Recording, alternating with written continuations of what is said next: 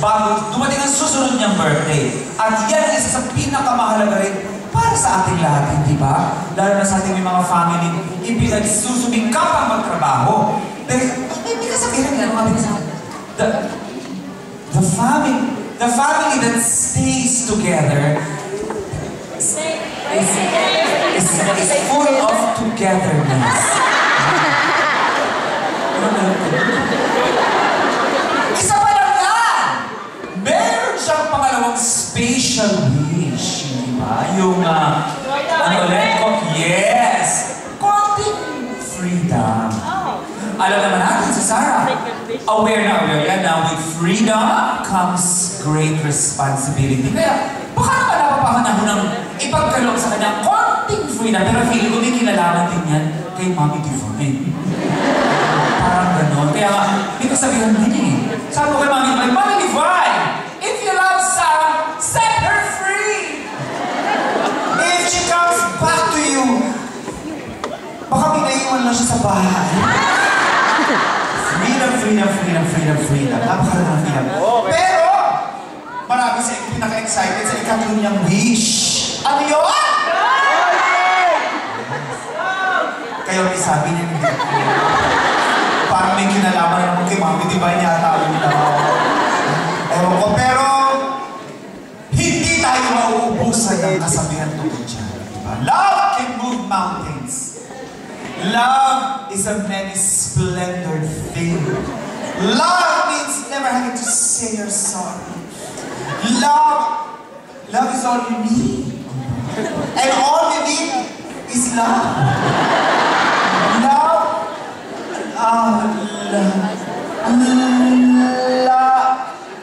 Love is thicker than water. It's better to love than to receive. If at first you don't succeed, love and love again. And my paborito ko, cleanliness is next to loveliness. Pero palagay ko, ang tunay na kasabihan kailangan natin ibagay sa mga wish nito ni Sarah is, kung may tiyaga, may jowa.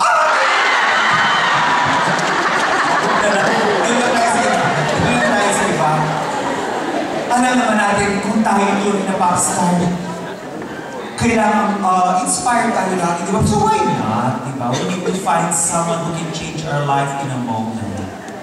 Di ba? Pero marami nagsasabi, ako magma sa kanya ang kasabihang pagdating sa love, it takes a man and a woman. At kung sa mga man, the best way to a man's heart is through his stomach. The best way to Sarah's heart is through her mother.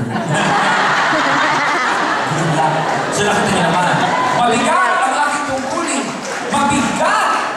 Mabigat ang aking misyon. Kaya kailangan tayong tulungan ng tatlong mortal. Tatlong bayani. Tatlong ginagalang sa pagdating sa achievement para ma-achieve natin yan. Yung isa tinawagan ko pa, galing pa siyang Batangas. Oo, galing siyang Batangas kasi alam niya bukod sa mga popstars na nandito, baka daw may mga Vilmanians na nandiyan. So pupunta siya, dala-dala kanya isang maletang panyo.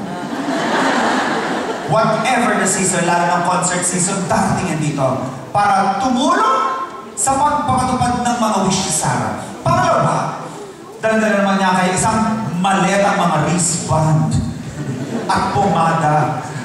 At saka kanyang parang Tagalog, lalo pa ngayon, kapapanalo lang yung mayor ng Maynila.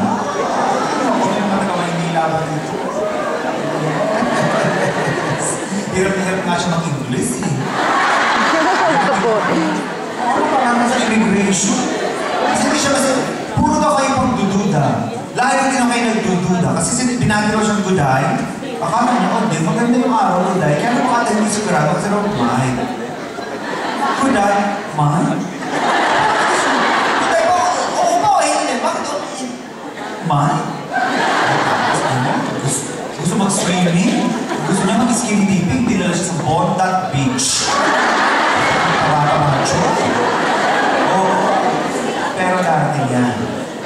Meron din tayong kailangan extra special powers para matuloy-tuloy na yung love wish ng yan. Actually, siya rin yata. Problema rin yata ang love eh. Oo. Inimbita natin siya, iniwan muna niya ang mga duties sa pagpapatakbo ng bansa. Umalis muna siya sa Malacanang, pupunta siya dito. Para nagdalawin na rin ang Filipino community of Adelaide. Ayan, so lahat ng tatlo yan, siguro naman pag nagpagsalim-salim ang puwersa nila, matutupad na ang wish ni Sarah. At ako kasi, meron na akong hinihiling kay Sarah. Siyempre hindi naman, may kasabihan nila, di ba? It's better to give than to receive. So hindi naman pwedeng receive lang tayo ng receive ng katumparan ng ating tatlong wish. Kailangan i-give din niya. Lalo ba't unang pagkakataon niya magtanghal dito sa Adelaide. Sabi ko, Sarah, birit kong birit. Ibigay mo para sa Filipino community of Adelaide ang lahat ng magic ng kanyang sila.